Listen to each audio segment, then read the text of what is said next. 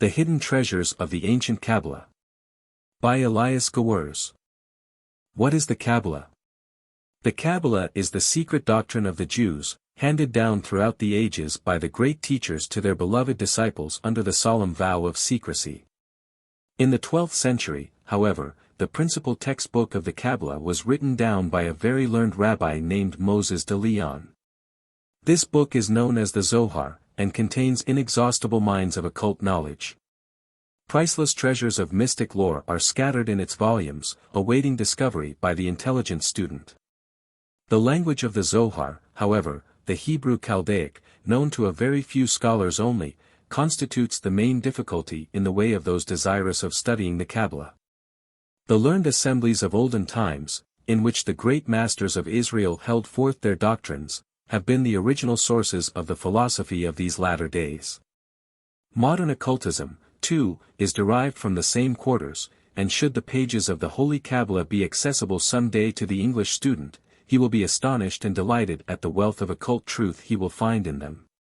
The books of the Qabalah are fountains of living waters, and at a time of great spiritual need, as the present is, the strength and consolation offered us through its teachings are doubly welcome.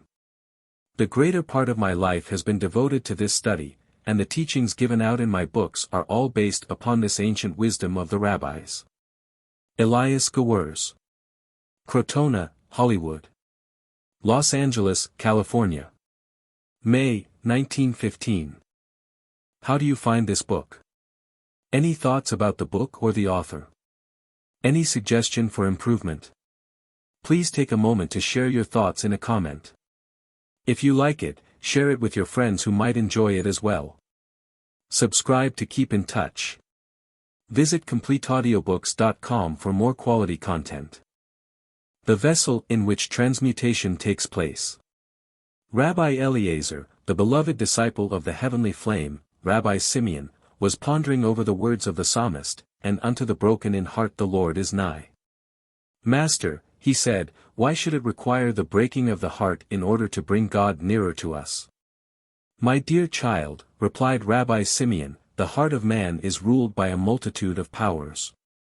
Their hold upon it is due to karmic debts, and every attachment is an obligation of past lives. The ineffable light of the Holy One cannot shine through us until these obligations are discharged.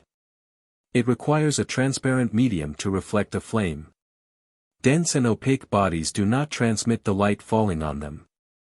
It is the shine with the heart of man, when its bonds are broken, God draws nigh unto it. Our birth is but a sleep and a forgetting.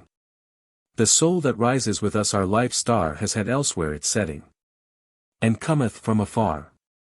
Not in entire forgetfulness. And not in raider nakedness. But trailing clouds of glory do we come from God who is our home. Wordsworth. Man is fearfully and wonderfully made, he is the meeting point of descending and ascending nature. The arena in which the mighty gods fight their battles, and principalities and powers strive for mastery over it. The nature of man is so intricate and complex that even this physical constitution alone has not been exhaustively explored as yet. There are still chambers within chambers and regions within regions, mysterious and unknown.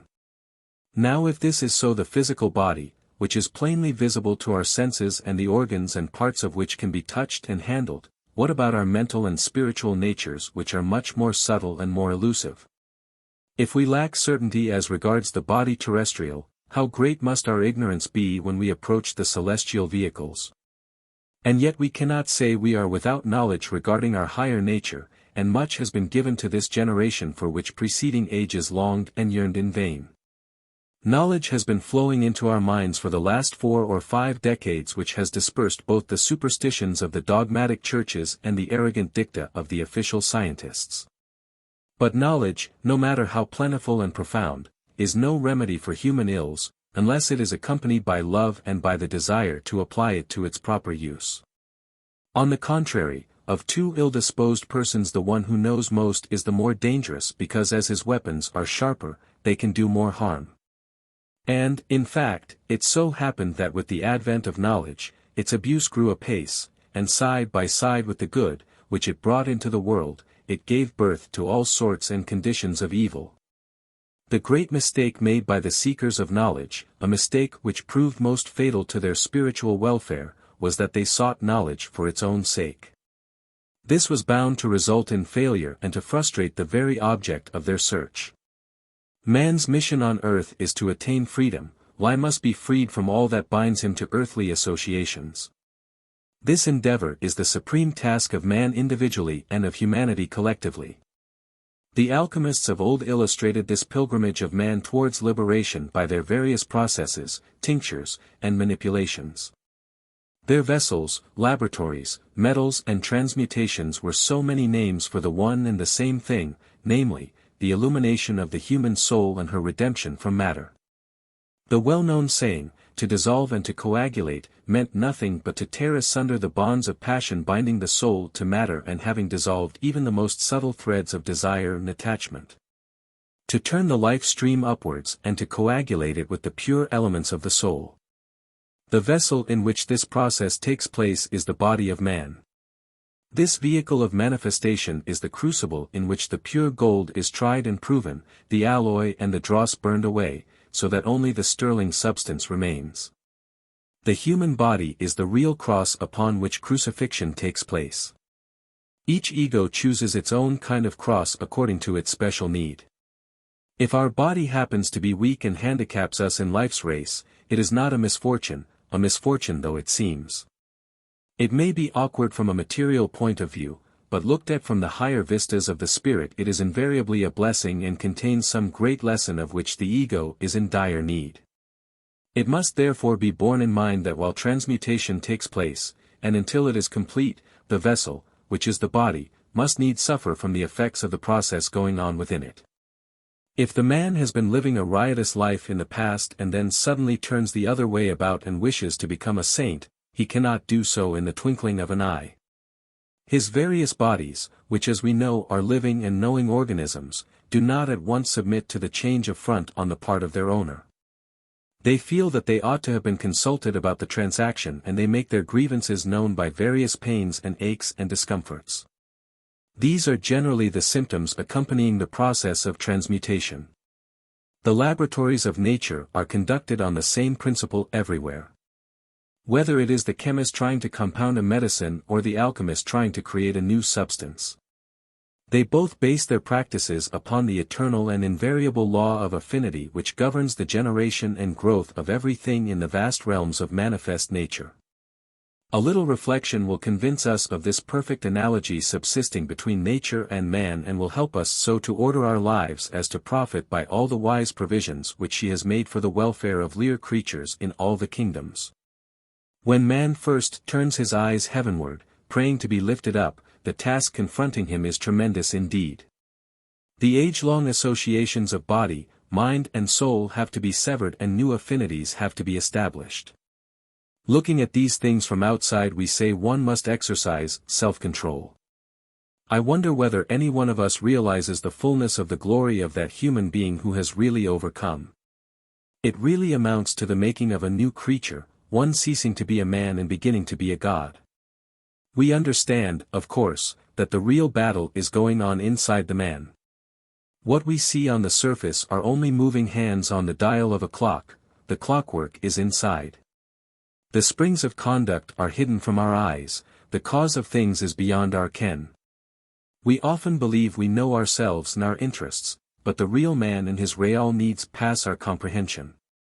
In his infinite wisdom, the Supreme Lord has thus ordained it that self-knowledge should come to man by degrees.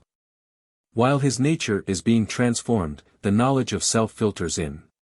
Just look at the 4 kinds of yoga taught by the Eastern sages.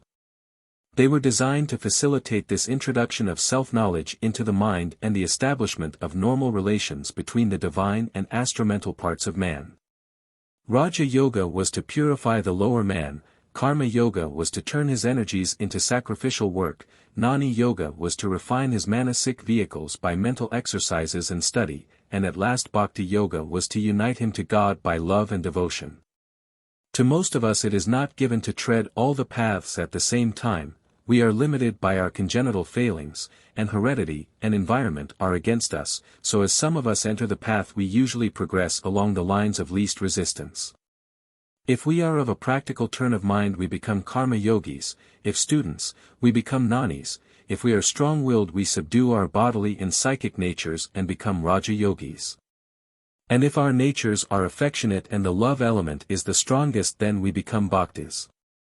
All of these lead to the same goal and at last merge into one another. He who strives for liberation must finally master all. Yoga, like alchemy, requires the whole man.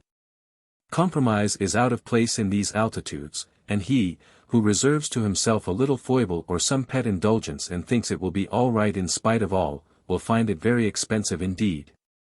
Because the ladder will give way and the rung he thought he would skip will prove a pitfall for his feet. The analogy between yoga and alchemy is so perfect and so instructive that one cannot help admiring that wonderful spiritual guidance from on high which lees come down to the founders of both these sciences. You are aware that yoga comes from the East, while alchemy comes from the West. I believe that no great work has ever been accomplished by man on earth without help from those spirits of just men made perfect, who are always around us like clouds of witnesses to render help wherever needed. Now the system of yoga has been taught for centuries in India and the practices of alchemy have been studied for ages in Europe. Both these schools have had helpers in the higher spheres who inspired their labors. That the teachings of both agree in their essential principles is one more proof of their divine origin. Now the most salient feature of both yoga and alchemy is their agreement as to the vessel in which the operation is to take place. It is the body of man. By body I do not mean the physical vehicle only, but the mental body as well. Both have to be put in the furnace and purged from their old dross until the glorified spirit is free. To produce gold one must have gold, is a Hermetic saying. Well, the gold is the spiritual soul within us. It is she who has to be resurrected from the ashes of self-sense and sin so that she may enter into her rightful possessions of the divine gifts of virtue, wisdom, and love promised to her by the giver of all good gifts. The Father of lights from whom she comes. Life itself, says Patanjali, is the great teacher of yoga. The cosmic procession of life passing before our eyes is the high school par excellence in which the children of men graduate into yogis of various degrees and rank. Every cycle pushes humanity a little further upon the high road of evolution, and as one spiral is passed and another reached, man finds he has grown almost imperceptibly in all the graces and accomplishments incidental to the latest stage of unfoldment. Those who wish to go ahead of their brethren must not wait for the generality of men, they must step out of the beaten track and, as it were, take a hand in their own making. The present moment is very favorable for this independent departure, because the cyclic law favors it and the new dispensation into which we are entering makes it easier of accomplishment. In the mineral, vegetable, and animal kingdoms, the units undergoing evolution are helplessly subject to the law governing the group soul. On the human plane only does independent initiative come in. Arrived at this stage the Jiva Atma or the spiritual soul is at liberty to break loose from the mass and to start on its way back to the source of its origin. This way of return is through the chamber of ordeals, the crucible in which transmutation takes place. All metals must be purified and transformed into gold, which means that all outgoing tendencies must be mastered, drawn in, and turned upward so that they may serve to energize the pure spirit, and help to manifest him according to his dictates instead of drawing him as hitherto after their own inclinations. It is impossible to describe the process in particular as, owing to karmic bonds, we all have different burdens to bear. But on the whole it is safe to say that at any time in our life we are to be found in just that place and surrounded by just those conditions which, if understood and respected, would invariably help us to fulfill the law and by so doing draw nearer to the goal, namely, the liberation of our souls from the bondage of illusion. But unfortunately we are never quite reconciled to the hard facts of this world and this life, and even the best of us think we are in the wrong place and if it were not for this, that, and the other, we might be better off. And have a better chance to be happy and good. But my dear brothers and sisters, it is not so. We are, as I said, at every moment of our lives, just where we ought to be, and happy the man who can realize this truth in all its wonderful simplicity. The vessel of transmutation into which we have been thrown will never give us up until we are quite ready and well done. Let us not oppose the process and thus retard the advent of our freedom. As you are aware, everything in this world is governed by analogy. The law that governs the atom is the same which governs man, and the law that presides over the evolution of man is identical with the law that rules the universe. Bearing this in mind, how significant every act of ours becomes. Often even slight and seemingly unimportant actions of ours may, in their ramifications, generate karmic results of tremendous importance to our fellow men and to the world. Especially is this true of people of high spiritual status. They are doubly responsible for their thoughts, words, and deeds, because they create corresponding effects upon the higher planes. To him to whom much is given, of him much shall be required. That is to say, the man of power must be alive to it, that with the acquisition of power he increases his obligations, and the more powerful he grows, the more sacrificing must he be. When the lower elements of our constitution become transmuted and refined, we acquire great powers and many gifts, and the danger arises that we may not adequately appreciate the solemn duties attaching to them. The law of God can never be broken. It is we who break ourselves in violating its eternal decrees. Having overcome most desires, as we finally do, in the process of transmutation, we must also overcome the greatest of and most subtle of all desires, and that is the desire for power. Power for its own sake is not worth having, and more than that, it often throws the disciple far deeper down into the abyss than bodily self-indulgence. It is the same with spiritual pride. Pride is the sin against the Holy Ghost, which can never be forgiven. Therefore, when undergoing the transformation of our natures in the crucible of life, we ought to see to it that these subtle and poisonous elements are got rid of in the process. Let us now recapitulate the main points. As soon as man begins to be dissatisfied with his old life and his old habits and learns to appreciate the grave beauties of the higher life, the process of transmutation is started within his constitution. He may not yet actually have done anything to begin the new life, but the mere resolution to do so plants his feet upon the path. Even to see only the futility of the vain, sinful and empty life, means half the battle won. When a definite step is taken and the desires truly renounced, the karmic effects are mighty and far-reaching. If the aspirant is strong enough to persist in spite of the trials springing up on every side, as he advances on the path, then the work of transmutation enters the second stage, which is the stage of unification. Before this is reached, all passion, whether physical or mental, must be rooted out of his nature. Unification is the crown of the great work, it is the reward of ages of effort and eons of hard labor. Truly blessed is the man in whom the divine self has been united permanently to the astromental part, which is all we see of one another while on earth. When this conjunction has taken place, man has ceased to be subject to the laws of man. For him, we have been told, no law can be framed. He has ceased to be a child of earth, for he has become in the truest and deepest sense, a child of God. Now there is one thought I would like to impress strongly upon our minds at this point. It is this: while this higher and nobler life is eminently desirable and all of us would fain attain unto it, we must not forget the grim reality of this everyday existence of ours arid, while reaching out for the higher life. Let us not by some careless act or acts wreck this prosaic foundation upon which the poetical structure of the life beautiful is to be raised. Many have made this mistake and destroyed themselves body, mind, and estate, in order to develop spiritually. What they really did achieve was entire ruin, both physical and spiritual.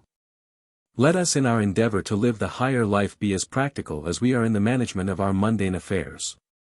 Above all, let us be guided by reason and let us discard everything that is cloudy and vague, and after having done all we possibly can do to guard against the blind forces of the lower nature and to master all that is beneath us. Let us remember that we are infinitesimal expressions of the one great law, and we can do nothing better than commend ourselves to its supreme author, the great lawgiver. He knows us better than we know ourselves, and he loves us better too. And therefore we say unto this last, into thy hands do we commit our spirit and our souls into thy keeping. The feminine elements in man and their redeeming power. Much shall be forgiven unto her who loveth much. Love on, through doubt and darkness, and believe. There is no thing which love may not achieve. EWW. Strength and beauty are the two attractive elements of our nature, but the masculine strength and the feminine beauty are in reality one and the same thing. That which we admire as strength in the man is the same element that fascinates us as beauty in the woman. The difference consists in the way of their manifestation only. When the spirit has gained sufficient power on the outgoing path and is strong enough to hold the power that is his in eternal potentiality, then beauty appears on the scene and transforms the aggressive forcefulness of the man into the gentle attractiveness of the woman. To be quite exact, beauty is strength on a higher spiral. When strength ripens, it becomes beauty. This is the spiritual aspect of it, that seems to have been voiced by all the sages of antiquity. Even savage man of prehistoric times was subject to the attractions of the physically much weaker female, thereby acknowledging her superiority over his brute force. The law which governs the generation of energy on the inner planes of being also presides over the evolution of beautiful forms. The source whence strength springs is identical with the origin of all that is pleasing to our sight. Man is by nature the aggressor, the moving factor, whose energy makes the plasticity of the world soul yield her latent treasures. Woman, on the other hand, contains these treasures. She is identical with the world soul, and in her the strength of man becomes transformed into beauty, which is the higher aspect of strength. Right here I must remind you that in every man is concealed the womanly element just as every woman has masculine qualities. In fact there are such things as womanly men and manly women. Here we are concerned with the spiritual nature, and as regards this, it is well for us to bear in mind that the feminine nature is far superior to the masculine both in its sensitivity to the unseen, and in its capacity of sacrifice and devotion to the ideal. I do not wish to be understood as depreciating the mere man. I could not very well do that, but what I want to emphasize is this, that true greatness and nobility of soul are due to those qualities within us which are feminine by nature. It matters not whether the physical body one wears is that of a male or a female, it is the perfection of the spiritual nature that counts. Before man can be redeemed his nature must become feminine. Man stands for positive action, while woman is the symbol of passivity. The idea of power is generally associated with active energy, but it requires a stronger will to refrain from action than to act. Therefore is woman's sphere above that of man, and her kingdom must come before man realizes his true nature. The dissecting and analytical function of the mind is of a masculine character, while the synthesis, the gathering up and consummating, is altogether womanly. This applies to all the realms of nature, to everything under the sun. In the battle of life, while making his pilgrimage through this wilderness of earthly existence, man is like a strong oak, or a trusty, sturdy oaken stem, but woman like a vine clinging in grace and beauty to him. This expression of female tenderness on the physical plane is only an emblem of the true relation on the plane of spirit. There the companionship is free from the vicissitudes of earth, and partakes of the divine nature only. The relations between the sexes on the higher planes are in accordance with the heavenly law governing those planes. Those whose good fortune it was to know the pure friendship of a woman on the earth plane have had, even in this life, a foretaste of the heavenly condition. Its effect upon the physical nature is the same as when the sun draws up the muddy water of a stagnant pool by the roadside, and, changing its vibrations, returns it as the gentle life-giving rain, softening the dry earth. Thus is the effect of the sweetness and light emanating from a pure soul in whom passion has been stilled and desire transmuted. It is through this recognition of the spiritual elements within us which are of a feminine nature that the atoms, molecules and particles of the physical body become glorified and healed and the mind becomes illuminated. The human soul is in possession of the greatest of all divine gifts, the power to heal other souls, mark you, not only bodies, but souls. The gift of healing is in itself a great boon to mankind, but, when to it is added the power to heal the heavy-laden soul of man, then the possessor thereof is indeed a favored mortal whom the gods delight to honor. This spiritual gift of healing can only be exercised by that man or by that woman in whom the mind has been dualized, that is to say, it has become male-female in one. In those in whom this process of mind dualization has been effected, a new life springs up which, compared to the old one, is like light unto darkness. It is here, right here that the redeeming power of the feminine elements in man is seen. At the first birth man is endowed with the earthly mind, but at the second birth he receives the heavenly one. To the twice-born sons and daughters of God all things are possible. To some of us this exalted state may seem a dream, but dreams and longings are founded upon true being, for no one can long for that which has no existence or the possibility of existence. Perception of coming things is only possible through conception. The physical life we live and all the desires of the flesh that appertain to it are like the sacred lotus of Oriental lands. The root of this lotus is buried in mud and slime, but from this lowly condition it rises through the currents of the river until at last it reaches the air. Here the plant blossoms forth in luxuriant purity, a type and symbol of the highest spiritual development. Thus it is with sex life. Sex life has its roots in the mud of material life. It rises through the flowing waters of mentality and finally blossoms in the clear air of our spiritual nature, pure, sacred, divine. Those whose feet have climbed the rugged steeps of the spiritual heights and who have at last reached the summit will understand the need of their trials, and the wisdom which ordained them. It is at the very top of the mountain that the spiritual consciousness opens and man becomes aware of his dual nature. Then, when this highest part of his constitution is mature, he can draw unto himself from surrounding nature that which corresponds to this highest and most potent part in himself.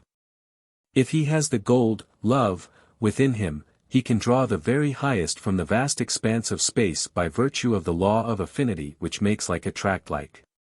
There is a fundamental difference between the atomic elements of the masculine and feminine principles in nature, and this causes the difference in the external form of male and female. It is a peculiarity of atoms well known to chemists that their behavior depends upon their arrangement, though their nature is not changed. Thus the difference in the constitution between a molecule of ozone and a molecule of oxygen is quite imperceptible, but their properties differ widely. Why this should be so is a mystery which is perfectly unfathomable to physical science. The key to this mystery is to be found elsewhere. It lies in the spiritual forces governing nature from within. The power that determines the mode of life and activity of an atom, or a molecule, is beyond the reach of the microscope and the scalpel. It is a spiritual power which acts in accordance with laws not yet known to the scientific world. These laws are as beneficent as they are wise, and they invariably make for human well-being. Now if we ascend the scale of creation and examine the workings of these atomic arrangements on the higher planes, we find the same law holds good, and that duality of sex and its effects upon the life of the human species is just as much a mystery as it is on the lower planes. You often hear of the new mental type which is emerging from the present one. This new type is to be a dualized mind. The Holy Qabbalah teaches that every thought and emotion is represented structurally in invisible substance. The highest and purest aspirations and emotions consist atomically of bisexual human beings dualized in their mental nature and patterned after the shape of primal man. These forces, however, can only operate through those mortals who are struggling to regain their lost condition of pristine purity by long preparations, severe moral discipline and self-denial. Those who have given themselves to the service of humanity, consecrating their life, thought and substance to the furtherance of God's kingdom and the doing of God's will on earth, will find that all their old passions and desires, having once been transmuted, will now spring up as powers for good within them. Eliphaz Levi, the great Kabbalist, left his testimony to this effect. The strength of his devotion to the light he had keen, he assured his pupils, was in exact ratio to the strength of his former passions, a force of which he had by severe discipline subdued and turned into a servant of the God within. All desire is centrifugal, outgoing, while will, pure spiritual will, is centripetal and attractive. Thus do the feminine qualities in our constitution exercise a redeeming power over our old Adamic nature, and, until man understands this by an arrangement of his internal make-up, and, understanding it, strives to awaken and deepen the divine consciousness within himself so as to become continually and increasingly aware of his duality, there is little chance of his transcending the level of ordinary humanity. But, when this miracle has happened and the eyes of the soul have been opened and the torch of faith has been lit, then man becomes more than man, he has established his right to be a ruler of man. Christ, the everlasting symbol of all that is true and good and really great, was of a feminine nature. He only wore the body of a man, but his soul was womanly. His life, his labors, his final sacrifice were just the means to fill the measure before his departure from the valley of tears, in which he was to learn all lessons and to suffer all manner of pain, in order that he might be able to help those whose lot in life it was to suffer and to endure. If we wish to benefit by the redeeming power of the feminine elements within us, let us recall the memory of the Lord of Compassion and the agonies of his spiritual crucifixion. It is an ordeal we all must pass through, sooner or later. Let it be sooner. The supreme message of this ordeal to us is that we may not try to escape from our karma, but whatever betide us, we should say, "Let this cup pass from me, yet not my will, but thine be done." Thus shall we learn to be patient under tribulation and strong in the day of trial. Millions of human beings, our brothers and sisters, are waiting for our help. We cannot help them until we have ourselves overcome. The physician must first heal himself if he is to be of any use to the patient. It is a hard path to tread, the path of overcoming. It has been called the path of woe, but it is also the path of glory. When we some day arrive at the end of it, we shall understand the words of the conquering Christ ringing down through the ages, "It is finished, consummatum est," as the Latin Bible has it. Yes, then, we too shall say, "It is finished." We have fulfilled the cycle of our destiny. Whenever this comes to pass, our sole concern in this life and the things of this life will only be so far as they relate to the spirit's welfare. Henceforth all our striving, if we strive at all, will be, that, as the days pass by, we may grow juster and fairer and purer, more kind and more true, more silent and more humble, and having attained ourselves, to point out the way to the younger souls corning after us. It is the only means we have to repay the blessed masters for their sacrifices, which alone have made our lives worth living. Spiritual companionship between man and woman. The Holy Supper. The Holy Supper is kept, indeed, whenever we share another's need. Not what we give, but what we share. The gift without the giver is bare. He who giveth himself with his gift, feedeth three: himself, his needy neighbor, and me. What matter if I stand alone? I wait with joy the coming years. My heart shall reap where it has sown, and garner up its fruit of tears. The stars come nightly to the sky, the tidal wave unto the sea. Nor time nor space nor deep nor high can keep my own away from me. Burroughs. In the ancient temples of Egypt and Chaldea they used to tell the neophyte that whenever he met some truly congenial companion during his subsequent career, it would be a sign that the time of his probation was nearing to the end and that he was soon to be recognized and accepted as a disciple of a great master. As a rule, those who enter upon the path must dwell alone. Solitude and loneliness are their lot. It is only when they have learned to stand alone and to remain unshaken that they are allowed the companionship of a friend. The social life of a man distracts the soul and makes it depend upon the whirl and change of events for its sustenance. When the soul is to awaken to its new and true life, these kaleidoscopic changes must give way to constancy and unity. This cannot be the case until man has been tried and proven in the furnace of affliction. When he has tasted of the bitterness of life's cup and emptied it to the very dregs, when one after the other of what we call life's joys have been taken from him and he has lost his health, his possessions, and his friends too, then a sense of utter loneliness comes upon him and he enters what the mystics call the great void. Here he has to stand his trial. If he passes it successfully, he is admitted into the inner court of the temple, and permitted to know the true character of his karma and the laws under which it operates. Ordinarily the children of men are ignorant of karmic law, and they do not know the ways and the means by which they are judged. But the disciple does know these things, and this knowledge enables him to work with the law consciously and intelligently. As soon as he can do that, karma relaxes its rigidity and, instead of the measure of judgment, the lords of karma grant him the measure of mercy. That is to say, he can now partake of the things of this world and be in it, without being of it. Spiritual companionship is one of the blessings that come into the disciple's life at this period. He begins to recover his friends, but this time they are friends of the soul and bound unto him by ties of spiritual affinity. What a comfort and a joy to the suffering soul when she finds a sister soul here on earth in whose company she can make her pilgrimage to the other shore. Blessed are the souls that do find one another while on their journey homeward bound. The help they can render each other covers many planes. The various forces human beings are possessed of, magnetic, electric, sympathetic, mental, psychic and moral, are all capable of being raised to higher planes of activity.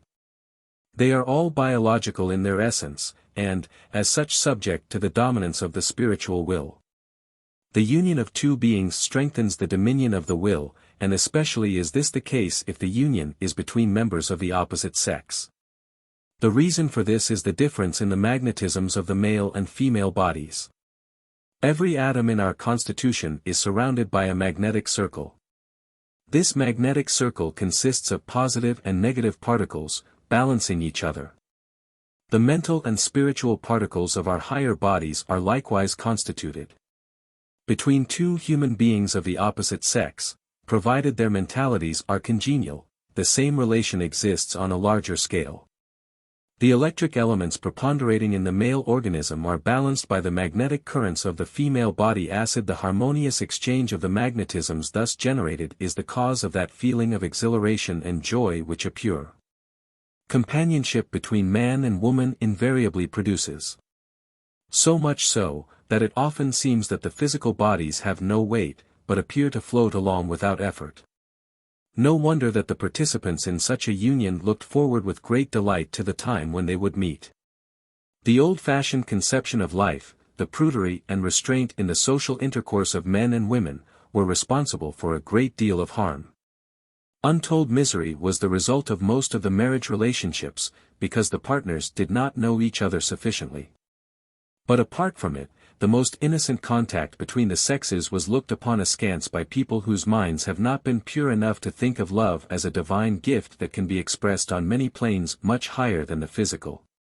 Happily, these notions are gradually passing away and man and woman can sustain friendly relations to each other. The evil-minded person, who thinks of wrong at the sight of what is God's most perfect gift to the children of men, that person condemns himself because the evil he sees is in his own mind only. To the pure all things are pure. To return to our subject, the magnetism streaming out from the auras of man and woman are differently constituted. Through their interblending, positive and negative life elements are obtained. This interblending creates life, and life is not a material substance, but a spiritual element, highly refined and potential with great possibilities and with great power.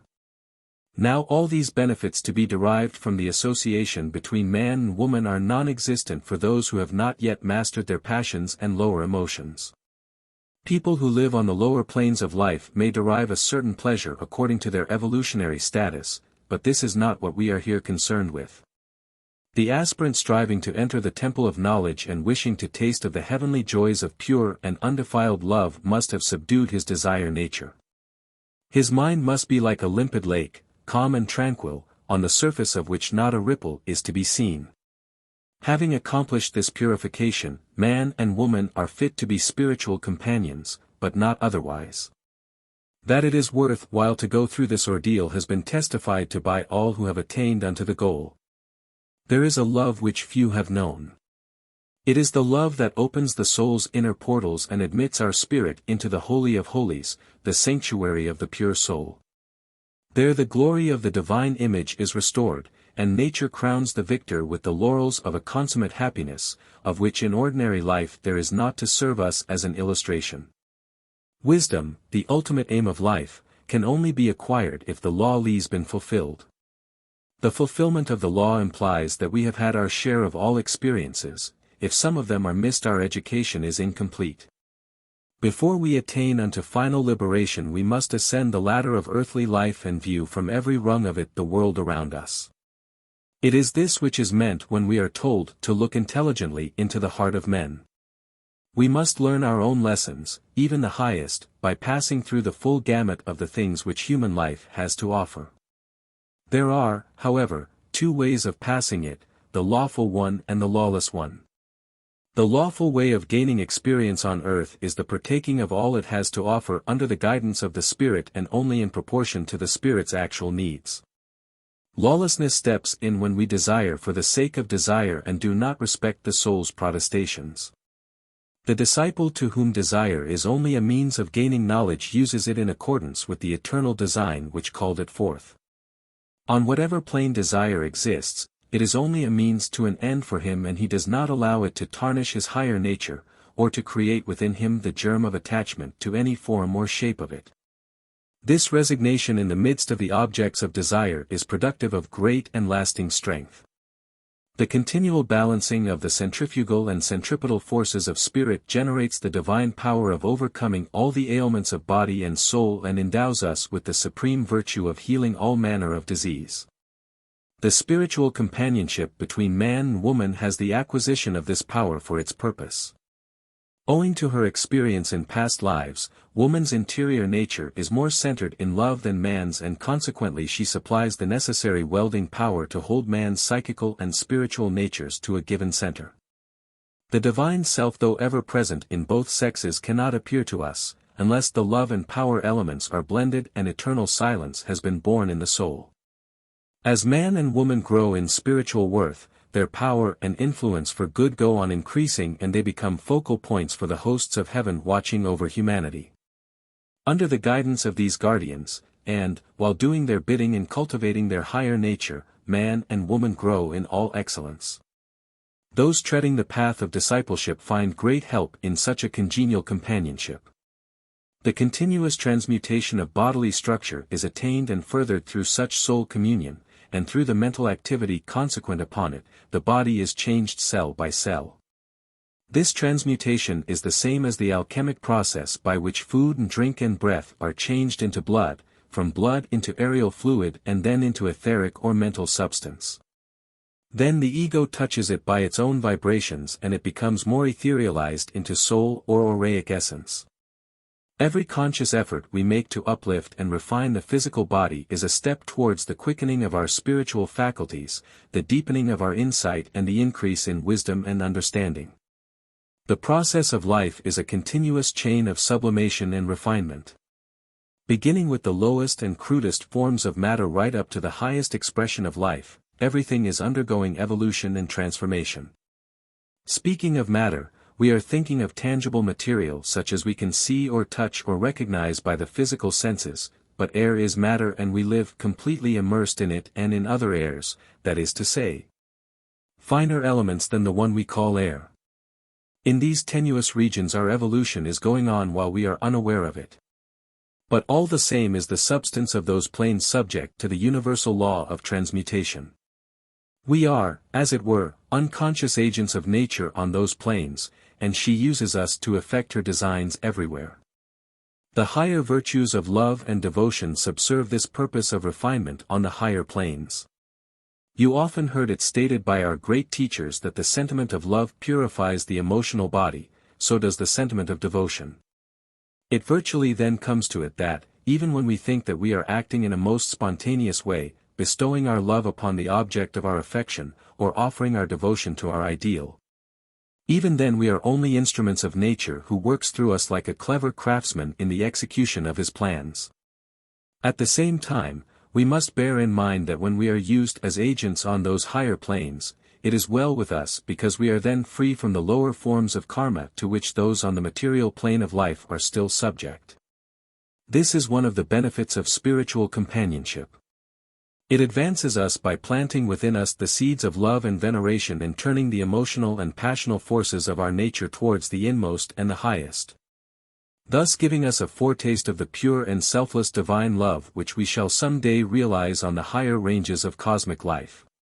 To conclude, let us review the main benefits derivable from the association of man and woman in a pure spiritual companionship. First, the relation must be established between people of congenial natures. They must love the same things and be devoted to the same ideal. The more such ideals they have in common, the better for them, for their ties are strengthened thereby. Second in importance, but not to be underestimated, is the physical constitution of those associating. Some people think they can slight this aspect, but it is not so.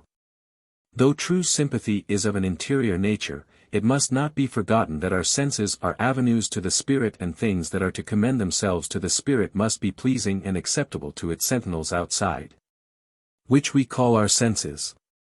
Perfect sympathy can only subsist between partners whose bodily constitutions only introduce true harmony into their relationship.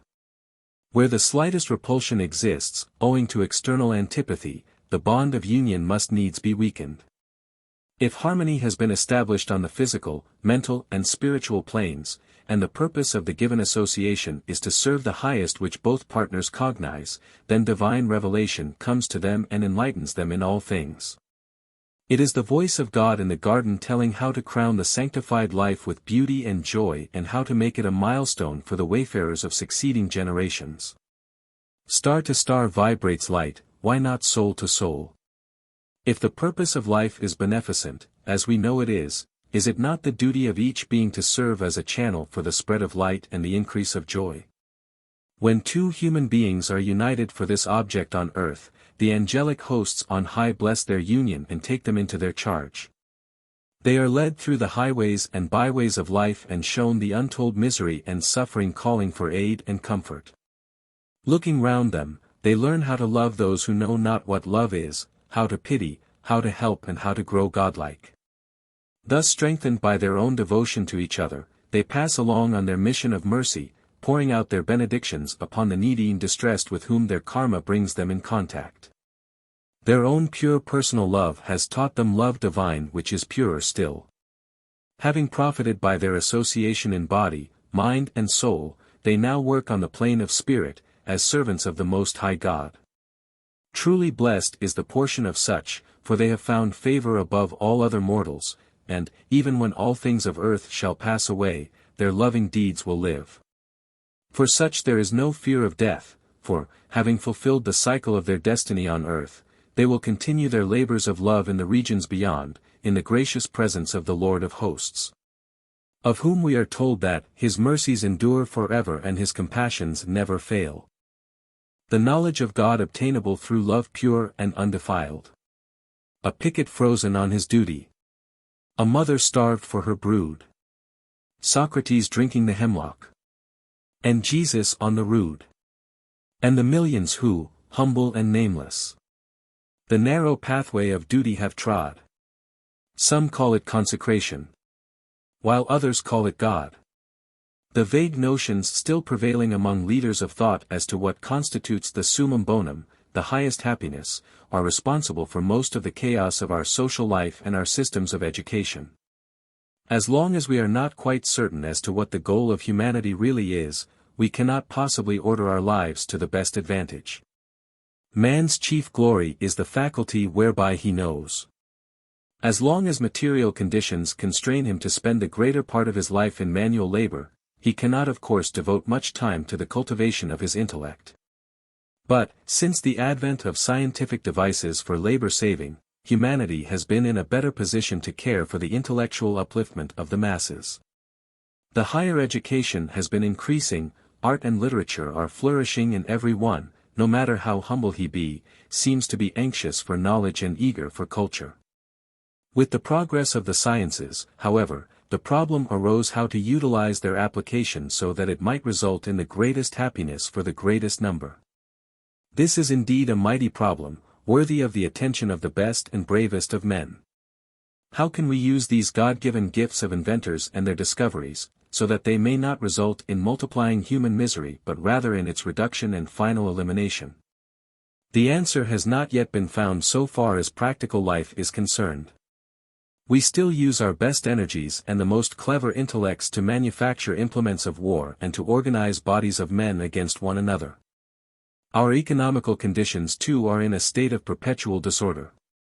Each man is for himself, millions are perishing annually for lack of the very necessaries of life, and few of us seem to care.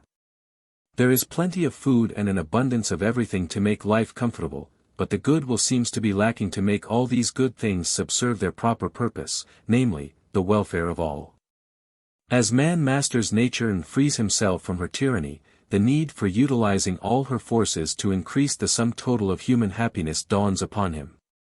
He realizes the vanity of all things which narrow his horizon and the poverty of even the greatest of pleasures if they serve only the petty self. In this age and generation, the waves of social sympathy rise very high and, amidst the indifference of the rich and mighty ones, many a man says to himself, I am my brother's keeper, his troubles are mine, and I am responsible for his well-being. The public institutions we possess, all the social arrangements for the welfare of the poor and helpless ones, who have fallen by the wayside, are due to the efforts of those chosen ones who have realized the seriousness of life, and, wishing to make the best of it, are devoting their possessions and their energies to ameliorate the conditions of the oppressed and downtrodden ones so as to bring a little of the sweetness and light of civilization into the aching hearts of the eternally disinherited. But man does not live by bread alone, and his need of spiritual and intellectual sustenance is just as great and as pressing as that of physical nourishment. The strongest desire of man is to know. He wants to know the world in which he lives, the body he calls his own, the soul he believes inspires him and the God from whom she comes. All these things man wants to know, and the more time advances towards the end of the cycle, the greater grows his eagerness for that knowledge. After securing the comforts of life and ease and leisure, man hungers for mental and spiritual satisfaction. Of all the defects of the present organization of society and of the cruelties consequent upon it, none is so fatal to the welfare of man as the denial of knowledge to the inquiring mind and of the chance of culture to the aspiring soul. The absence of these opportunities is the most blighting factor of the competitive system, because it deprives man of his natural and legitimate right to acquire all the knowledge he can about himself and his environment.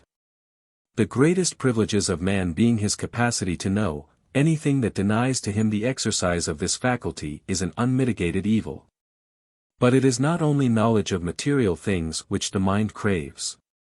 The desire to know comprehends things unseen as well. The soul of man yearns for nothing more deeply than for the knowledge of God.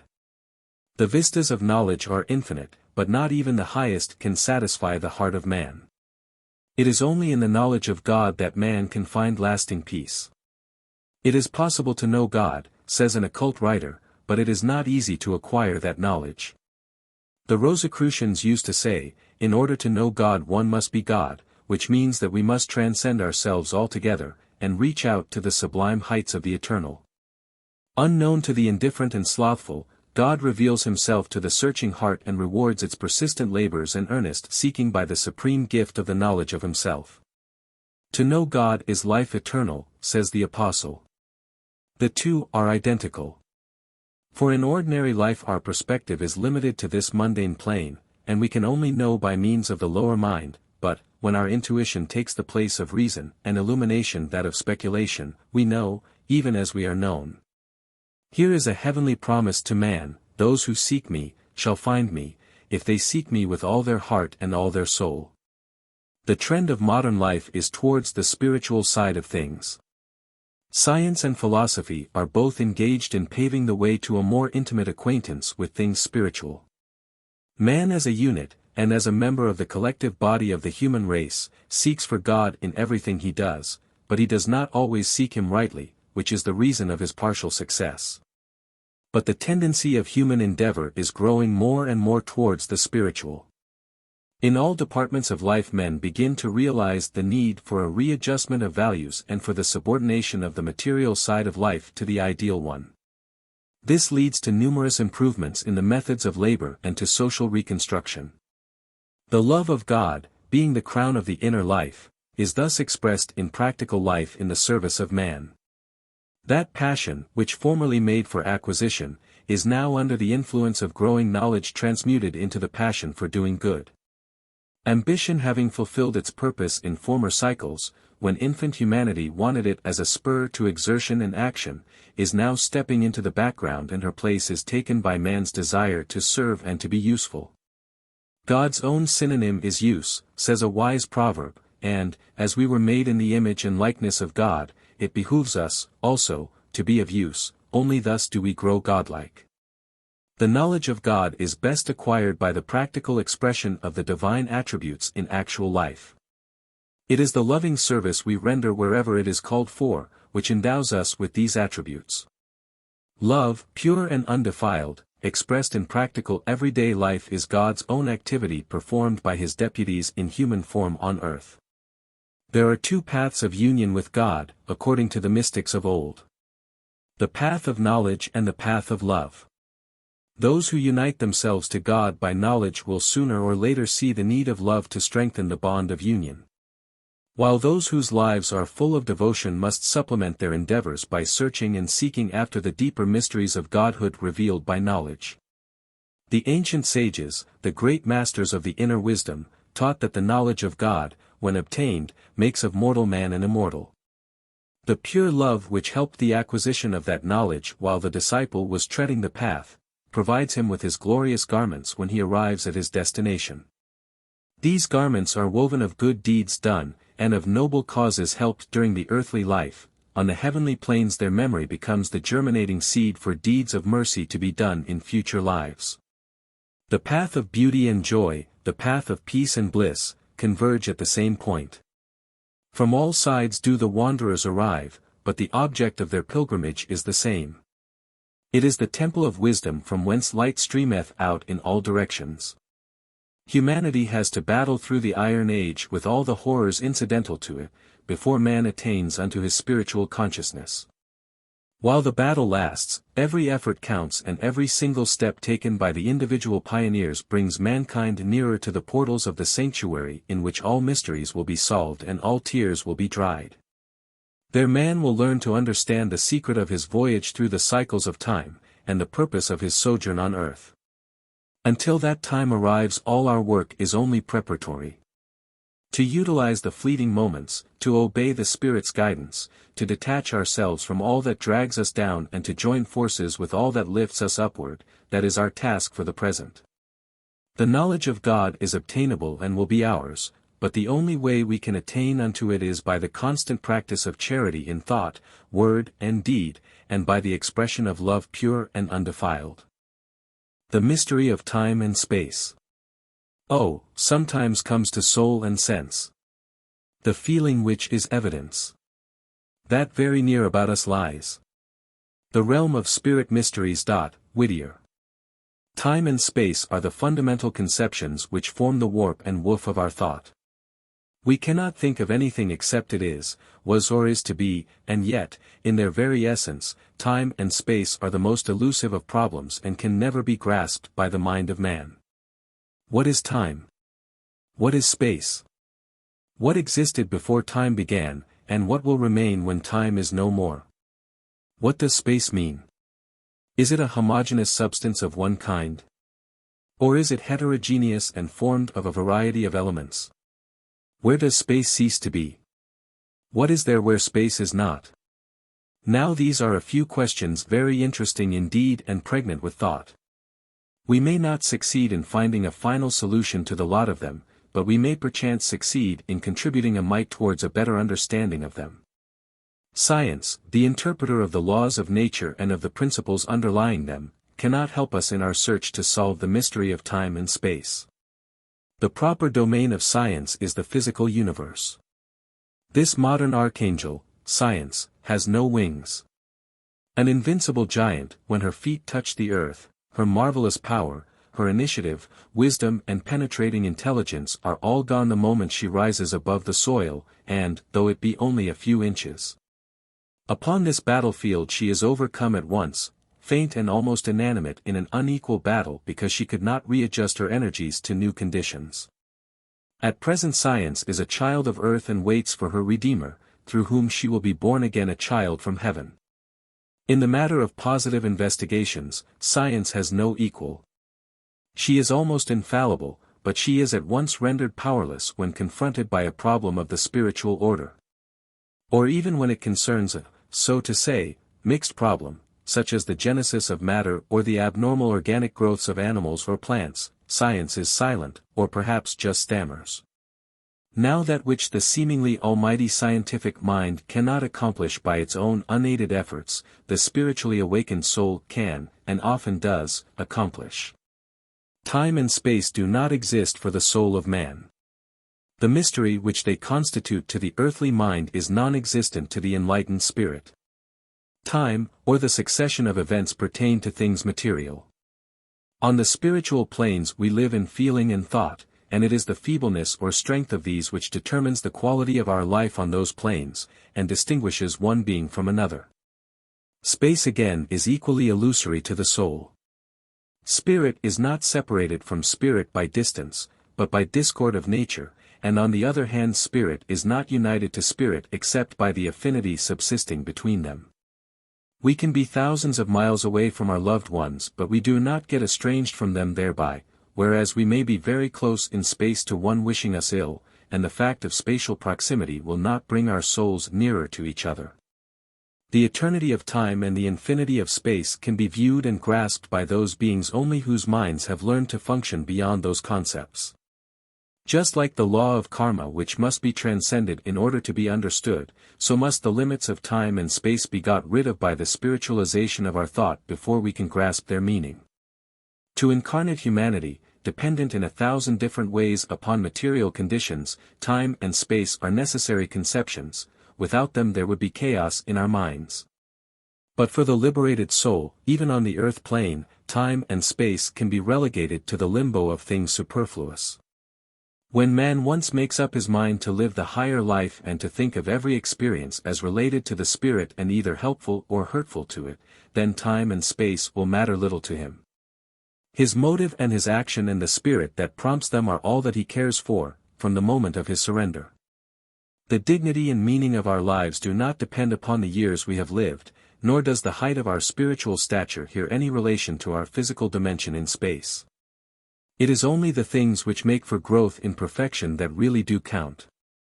And, on the other hand, only those events injure us which weaken our faith and obscure the larger hope. The education and spiritualization of our well-being, the immediate object of our terrestrial existence, time and space signify to us only as much as they serve that object. The only other purpose which time and space serve is the lessening of the evils inherent in the lower life of the race. The evils from which humanity suffers are not eternal, but confined to the limits of time. They diminish and their intensity decreases in the same proportion as humanity expands its life both in space and in time. The end of all those evils will be their ultimate disappearance by being reduced to what geometry call the infinitely little. It will happen in the same way, to use a simple illustration, as would be the case if a pound of salt were thrown into a bucketful of water, it would strongly salt it, while, if it were thrown into a cistern, it would only very slightly do so. In a pond, its taste would hardly be noticeable, and absolutely nothing would remain of its effect if it were thrown into a river. Humanity's evils, too, will disappear in the infinity of space and the eternity of time. Time and space are the remedies which can cure the evils afflicting mankind. These evils would be incurable had Adam, the universal man, or group soul, preserved its life unchangeably. He had to be divided in space, in order to be healed, and for the sake of his reduction and division ad infinitum by means of time. Whenever this division is accomplished, time will come to an end, and divisible space will disappear. Then will Adam, the universal life, return to its primitive state of an indivisible and immortal unity. Death is only a phenomenal change, and of no more consequence to man than the other changes he has to undergo in the course of his evolution. It simply transmutes the human being from the state of visible nature into that of formless and invisible substance, just like birth manifests what was formerly in a state of substance, on the plans of visible nature. The old Kabbalists used to express it in a like manner: there is no birth, nor death, only continual change and transformation from state to state. This makes up the being and existence of all the kingdoms, mineral, vegetable, animal, and human. So time and space fulfill their mission by curing the evils from which mankind must needs suffer in its early stages of evolution and by providing the race with the means of redemption from all that is base and unworthy. Having freed himself from the limitations of time and space, man realizes that he is a citizen of this grand cosmos and that his rights and privileges, as an immortal and eternally progressive being, cannot be gainsaid. In the infinity of the universe man feels for the first time at home. He never again fears spiritual extinction, for his deathless soul ensures for him life everlasting. If man identifies himself with nature, he has to be transformed by her; if, with the spirit, he is redeemed by God. There is no death anywhere, except the unconsciousness of God's presence. To acquire an abiding consciousness of God's presence means to have transcended both time and space, to live in the spirit and to prepare oneself for service in the higher worlds and vaster systems, where there is neither time nor space, but where the divine spirit grows in all excellence and perfection. To the world at large these things sound strange, but to the children of light, whose affections are set on things above, a glimpse comes now and then of the glories awaiting the man who has overcome.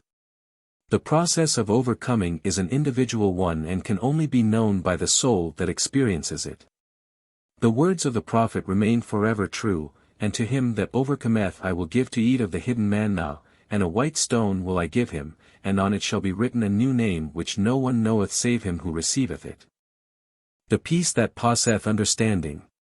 For only they who in full completeness have drained life's wine to its very lees, with all its bitterness and all its sweetness, can joy completely in God's great peace. Hawthorne. Saint Augustine was one of those few church fathers gifted with the true vision. One of his beautiful sayings is to the effect that, our hearts shall ever be restless until they find rest in God. In the course of our journey through life we try to assuage our pain by many things.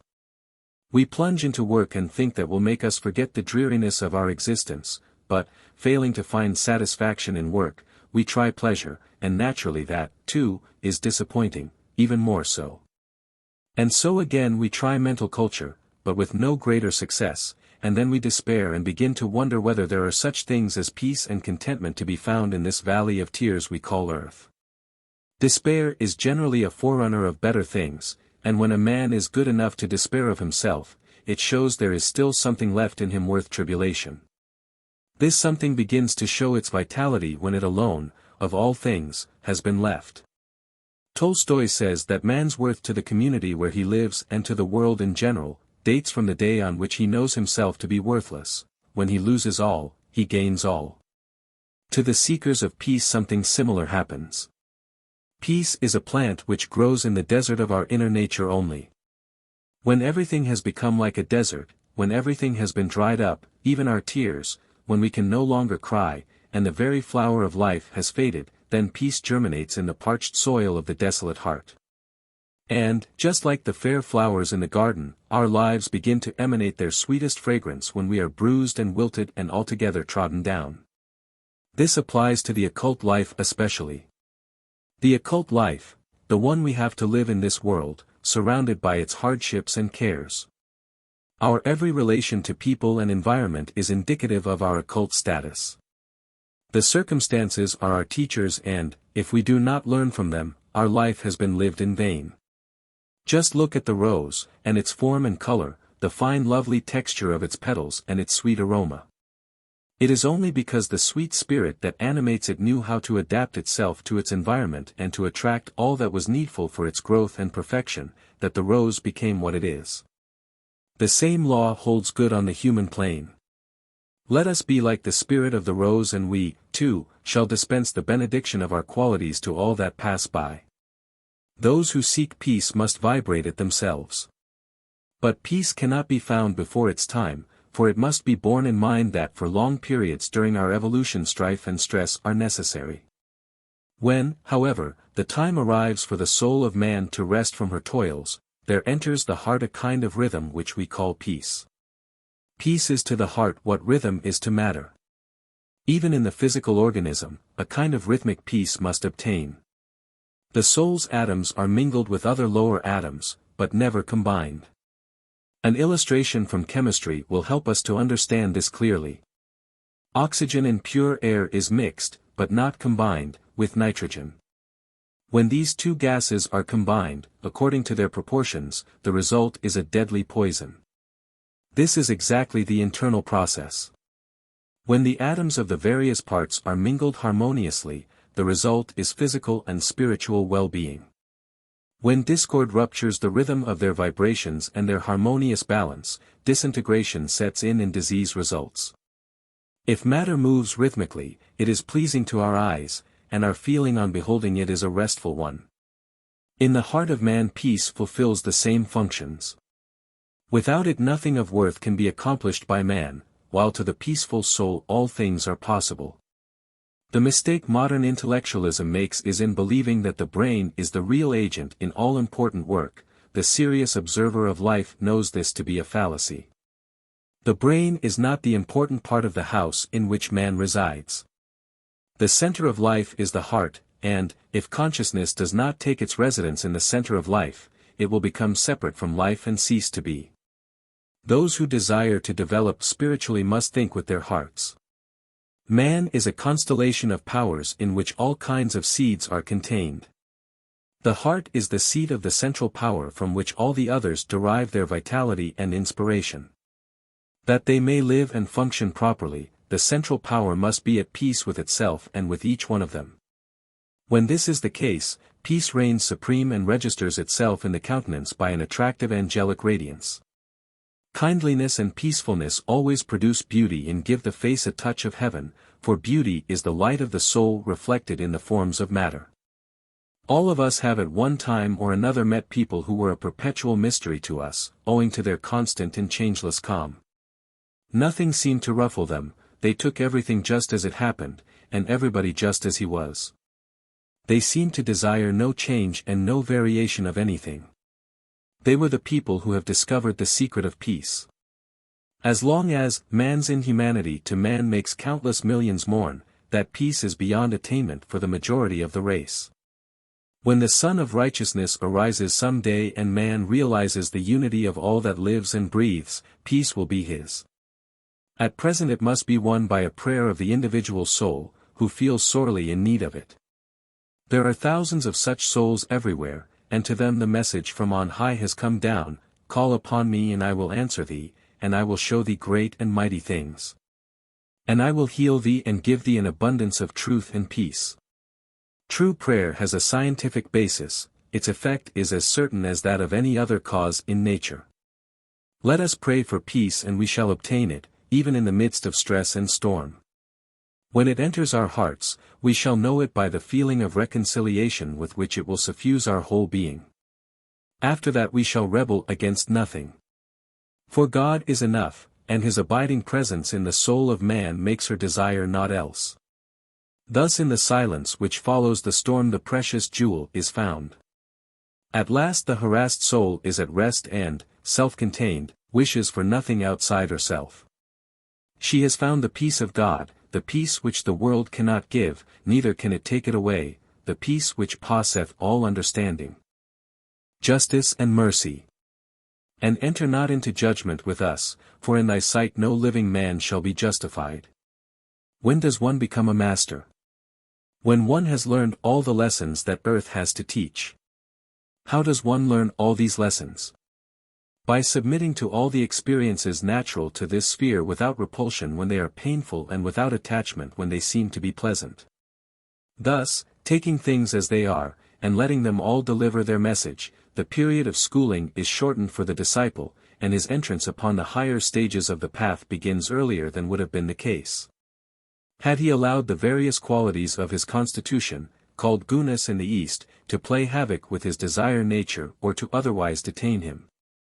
There is a saying, when the disciple is ready, the master is ready also. When the disciple is ready means that he has arrived at a stage when he can listen to that voice which has been called the voice of the silence, because we only hear it when we have passed through the silence and accustomed ourselves to live and move and have our being in it. The first 4 rules of light on the path show us how to pass through the silence safely. The rule we shall consider tonight is the third. Before the voice can speak in the presence of the master, it must have lost the power to wound. There is a little story of an old rabbi, a great teacher of the Qabbalah, whose first few words when arising in the morning were, "Heavenly Father, may I during this day and until I again close my eyes in sleep not be made the instrument of judgment against any brother or sister of mine." At first sight it seems as if this is just a common prayer for help from outside, but it is not. Its scientific foundation is the same as the one underlying the precepts in the Hall of Learning, which, as you know, are all truths founded in nature. In our earlier days, when we used to pray in the old-fashioned manner, the object of our prayers appeared to be to make us good, but later on when we learned to know the true inwardness of things and the purpose of human life, we found that many a thing which sounded as a religious threat was, in reality, a statement of fact inherent in the nature of things. Now, when the Master Hilarion caused to be written down this rule, that, before we can speak in the presence of the Great Ones our voices must lose their power to wound, he did not mean to give us a good bit of advice, with a promise attached to it, that if we are good the masters will listen to us. No more did the old rabbi mean anything of this sort. The idea both had in mind is the everlasting truth written in the very heart of the cosmic law. That law determines that on every plane units shall be used for the improvement of their species. We see this law governing the mineral, vegetable and animal kingdoms, but it generally escapes our attention that it also holds good in the human kingdom. Nature in her vast domains uses individuals and entities to further the growth of the collective bodies of which they are the units.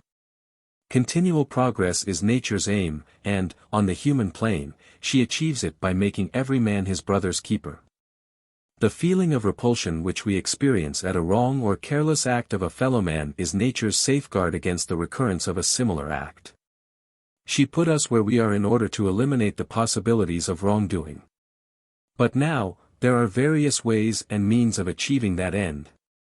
Punishment is one way and instruction is another. On the lower mental level, reaction is so quick and violent that it punishes both the wrongdoer and him who is the witness of wrongdoing. But, on the higher mental level and on the planes beyond it, where the spiritual consciousness is wide awake, reaction is of a reflective and deliberate character and can select the mode of its response to any form of discordant action.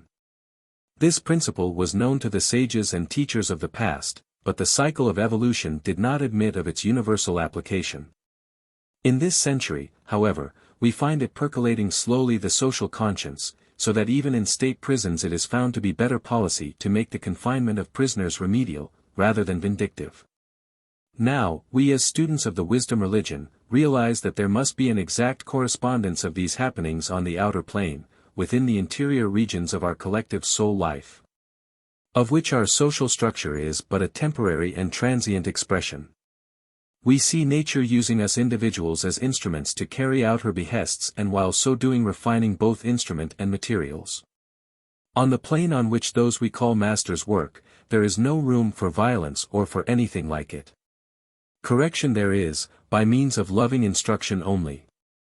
Now, as the Theosophical Society is, so to say, the training ground for future disciples, those who watch over it find it necessary from time to time to communicate to us some of the rules governing life on those exalted planes.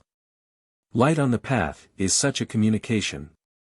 And the rule we are now considering is the one destined to regulate the relations between individuals aspiring to follow in the footsteps of those holy teachers who have learned all their lessons in past eons of evolution. Now, apart from the reaction to wrong, which takes actual form by punishment, there is a finer and subtler mode of reaction known as criticism or judgment.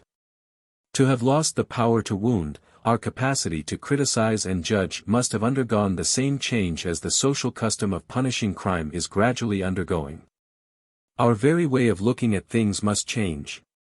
To students of theosophy this should be easier than to those ignorant of the ancient wisdom.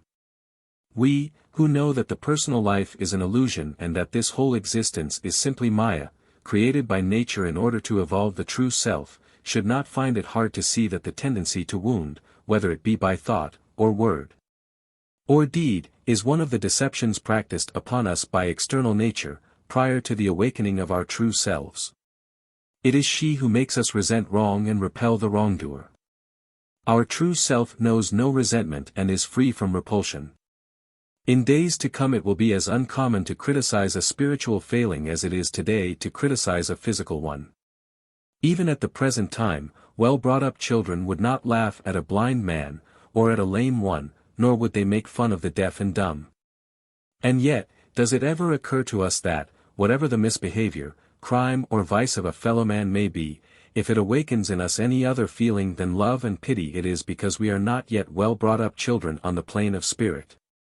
When the sixth root race arrives, there will probably be hospitals for criminals and nursing homes for vicious people, and they will all be treated with the same loving care as we now treat those who are sick in body. It is to prepare us for this stage that light on the path has been given to us. Before the voice can speak in the presence of the masters, it must have lost the power to wound.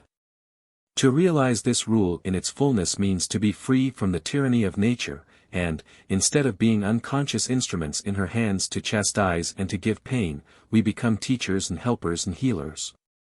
And exercise mercy instead of judgment. Every time we are called upon to act, we are faced by our trial, and it depends upon our attitude whether the doors to further progress shall be opened to us. The first of the vestures we have to lay down at the entrance to the temple is that innate tendency to judge and to criticize, because it is a loveless proclivity of the old Adam, and within the temple there is no room for that which is loveless. Therefore the great masters of the inner wisdom warned us that before our voice can be raised in their presence it must have lost the power to wound. As long as it wounds, man cannot teach, neither can he help.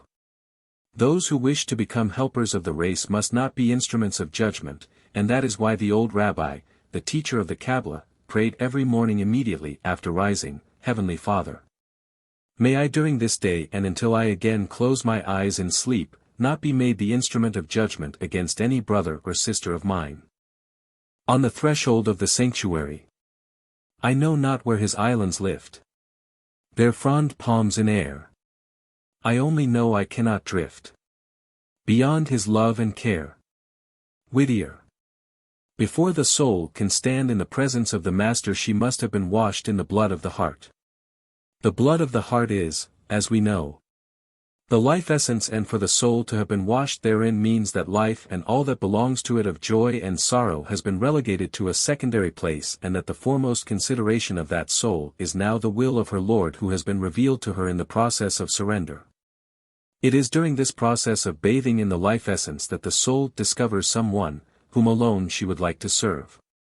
During the years of our indiscretion, while we are driven hither and thither by our various likes and dislikes, we serve many masters, who often prove veritable tyrants to us, but when we have had enough of them, we find that there is a master of a different stamp, who lives not by our passions and desires, but rather by their suppression and subdual. Now before the soul has made this discovery, it is of no use for her to aspire to the true Master's presence. In fact, it may harm her to venture thus far. We often find among seekers after truth, persons who have overstrained themselves in one way or another and made themselves physical and mental wrecks in their effort to find and live the higher life. The reason for this is their disregard of the advice given to occultists by all the great and good ones in respect to the dangers of the razor-edged path. You remember how H.P.B. in the Voice of Silence, admonishes us to see to it that the ladder does not give way while we ascend its rungs. The rungs of the ladder on which we climb upward are our weaknesses and bodily failings. To overcome these is our first task before we enter the outer court of the temple.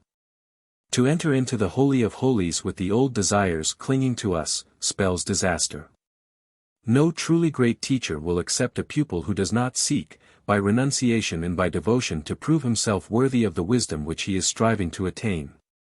In the Gita we are told that no one is to be taught the higher truths who does not practice tapas, which means renunciation of all that is of the earthy.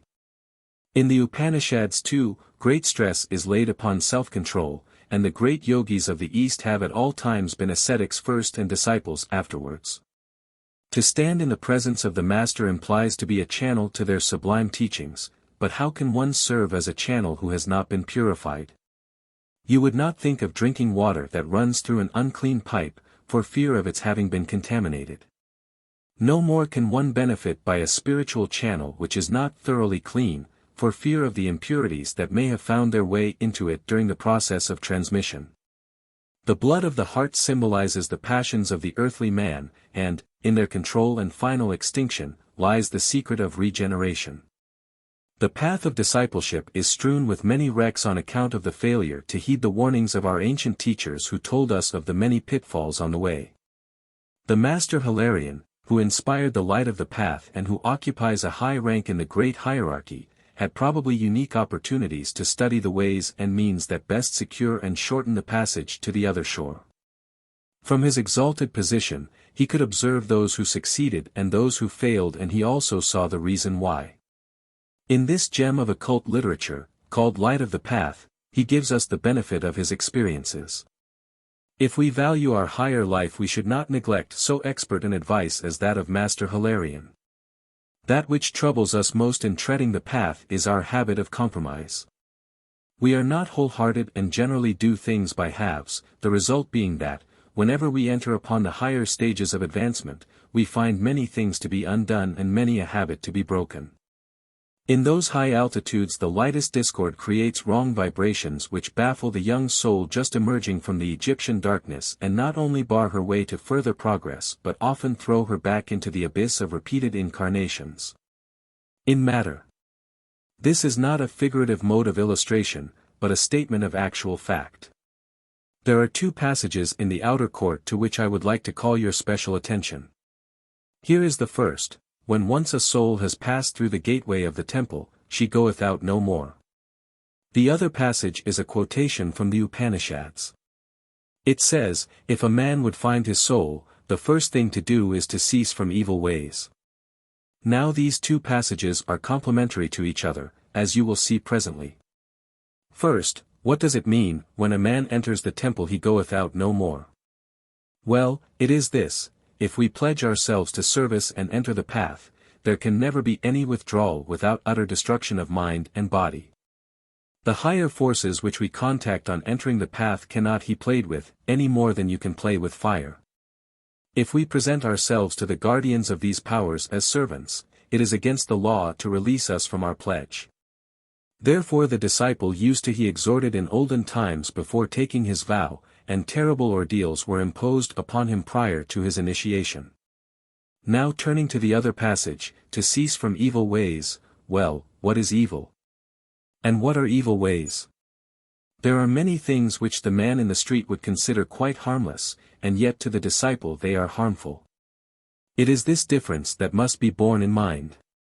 For the disciple to cease from evil ways means to refrain from every act, and thought is an act, let us well remember, which has not the absolute approval of the higher self. If the desire nature and the mind have been so trained as to respond to every command of the Lord within, and if love has become the supreme sovereign, ruling in the heart of the disciple, then may he pledge himself without fear of falling back. For then only can he be sure to have ceased from evil ways. There is a stage in the disciple's life which merits our special attention. It is the period of the great trial of his faith. At this stage the law of affinity makes itself felt. This well-known law which governs the mineral world holds good in the spiritual life of man. The affinities that bind atom to atom in the mineral world govern also the association of thoughts and ideas. If we try to cast aside the habits of a lifetime, as we generally do on entering the path, then this law of affinity, which lies latent in our subconscious nature, suddenly rises against us and binds us to those tendencies which have grown up within us throughout the innumerable lives of the past. The disciple's task, having to face this opposition, is to fortify himself in his inner stronghold, and to exercise all the divine patience of which he may be capable, in liberating himself by short degrees from the chains which he himself has forged. The quality most needful in this struggle is sweet patience. There may be failure to attain the ideal, usually there will be many failures, for even in the higher altitudes of spiritual endeavor there cannot be uninterrupted progress. You remember it is said, even great ones have fallen from the threshold.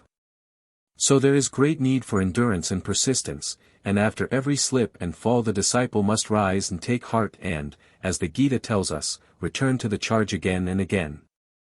Before the soul can stand in the Master's presence, this battle must have been fought and won. We are of no use to them until this has been done. To wash the soul's feet in the blood of the heart means to tear out the old remembrances root and branch, not only to be able to control desire but to have none. Not only to look longingly to the great ideal before us, but to be earnestly engaged in its realization. The mystery of the threshold is to be ready, to have our loins girded and our lamps burning awaiting the pleasure of the King and his command. The soul, which has fitted herself in good time, will find that love's labor has not been lost and that a glorious fruition awaits her on the very threshold of the temple. But even while preparing for it in this life, the truly enlightened aspirant finds that it is indeed worth while to obey the vision he has seen. And the calmness and serenity which surrounds him after every conquest are the heralds of the great peace which shall enter his heart when the sublime end has been achieved and the day is at an end. Then the laborer shall find rest and while resting prepare the ground for his future career in cycles yet to come and in worlds yet to be. We come now to a very important point, one which cannot be sufficiently emphasized, and that is the best ways and means to be adopted by the disciple to minimize the dangers of falling back after the path has once been entered. There are many books instructing us in this and each of them is good in its own way. The Holy Qabbalah teaches us that in most cases the career of incarnate man upon earth is first expiation and then the acquisition of new experience. Now as to expiation, the lives of many millions of human beings are really nothing more than one long chain of expiation. Think of those masses of toiling, sorrowing, starving people who have never had a chance in their lifetime. What are they here for? But even the case of those whose lives are along more pleasant lines, misery is not absent. There are plenty of heartbreaks and sorrows, the causes of which are not always evident to the sufferers. These causes lie generally far back in their former lives upon earth, this present incarnation having for its object the expiation of ancient wrongs. In the case of disciples, this truth of expiation should never be lost sight of, for it supplies a much-needed explanation of many otherwise puzzling experiences that advanced students are called upon to endure. Then there is the second object of incarnation, namely, the acquisition of new experience. This too applies to the disciple, for however detached from earthly things he may already be, he still may stand in need of some knowledge which can only be gained by his association with the children of men and by the observation of and participation in these manifold struggles and labors, incidental to earth life. It is right here that he learns to be in the world but not of it. Now before the soul can stand in the presence of the Masters, this ordeal of expiation and atonement must have been gone through. The blood of the heart in which the soul's feet are to be washed is just this painful process of atoning for all the wrongs of days gone by. Thus the soul pays back the uttermost farthing, as all souls must do, and learns to identify herself with all that breathes and lives. No matter how humble and lowly a human creature may be, no matter how sinful and weak, the disciple who has learned his lessons aright knows all these creatures to be parts of the great divine love to whom they are just as dear as he himself. Thus the Qabbalah tells us that by learning this last lesson of identification with high and low, the disciple becomes a cooperator with those high intelligences whom we call masters, and, under their guidance and with their help, he continues his career, ever upward, and ever onward, until he enters the presence of the Ancient of Ancients, the merciful teacher of gods, angels and men. The light eternal according to the Qabbalah. The secret brotherhoods which formed the splendor of Egypt taught that life itself is the great initiator, and the Qabbalah, from which the wisdom of the Egyptian hierophants was derived, enjoined upon its students to store the melody of life in their hearts and to learn from it all that is needful. The light eternal comes from the bosom of God and shines in the eyes of every good man. It illuminates the face and lends a gentle touch to its expression and features. It is wholly absent in the countenance of the ungodly and no effort of theirs will imitate it. It is a gift from the good God to the children of light, and he bestows it upon them as a mark of his special affection. Blessed be the man in whom this light has been lighted, for he will never lack anything needful, and even the wrath of his enemies will work goad for him. It is the light which the prophets spoke of, and the patriarchs desired so very much. It is the priceless pearl which it is well worth while to search after. Seek it, O man. But not outside thee. Regeneration according to the Qabalah. For what is a seed but a cylinder on which is registered in photographic script the autobiography of its evolution? There is a beautiful passage in the Qabalah which explains the process of regeneration in nature. I cannot quote it verbatim, but it is to the effect that whenever any substance in nature is to be renewed and regenerated, the negative or chemical force of light assumes the reins and increases the force of repulsion within the atom so that it subdues its opponent, attraction, and the atom is repelled and separated from its neighbor atoms. When the positive or polar forces of light again asserts its power and increases the attraction, the atom acquires new affinities, and a new substance is formed. This happens to physical plane atoms and to spiritual plane ones as well. The thoughtful student will grasp the analogy between the two realms of nature and understand many things suggested so forcibly by this illustration. Is it not the same with the individual soul when the time arrives for it to renew its substance and to be regenerated? Is not the passionate, impulsive nature, the lustful flesh, wishing to do the things that grieve the spirit, the very principle of repulsion broken loose and overbalancing the attractive power of the spiritual atom? What a lesson for us to be kind and patient and forgiving to those in whom sin and sense are still ruling. How it teaches us to see in those who have fallen only our younger brothers and sisters in whom a natural process is going on. Yeah, sometimes they may be our elders upon whom nature is just putting the finishing touch. As soon as the centripetal power of attraction again asserts itself in them, they may become the helpers of their kind, leaders and benefactors of the race, using their experiences for the good of their unfortunate fellow brothers and fellow sisters. A Kabbalistic Prayer. Eternal God, Father of our spirit, enlighten us how to pray rightly unto Thee. We would waste no vain words and we desire no material benefits. But our hearts yearn and long for the knowledge of Thee, and for Thy peace. In the fullness of Thy mercies grant us this prayer and fill our hearts with Thy love to overflowing so that we may not love only those who love us, but those who do not even know what love is. May we ever be aware of our humble origin and of our weakness in the days gone by, so that our hearts may open themselves not only to the strong who give us joy, but also to the weak ones who give us pain. It is hard for us to do it, hard indeed, but enable us, O Heavenly Father, to sincerely try it and not to weary in the attempt.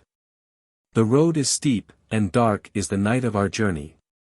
Our knees do often falter and we cannot as yet catch a glimpse of our eternal home, but we know that, even in the obscurity of the night, Thou art near. Unto Thee, then, we commend ourselves, and pray Thee to awaken and deepen within us the consciousness of Thy presence so that we may go on our way rejoicing, until that day when our labors shall be over and we shall awaken in Thy likeness. Whatever the test that rends the soul, whatever the grief that floods Thy sorrowing heart with tears, whatever Thy spirit fears, let it all lift Thee up, to kiss the very cross that blights Thy life. For in the fullness of His grace, Thou shalt see Him face to face. And after the darkness of the night, Thou shalt rejoice in His glorious light.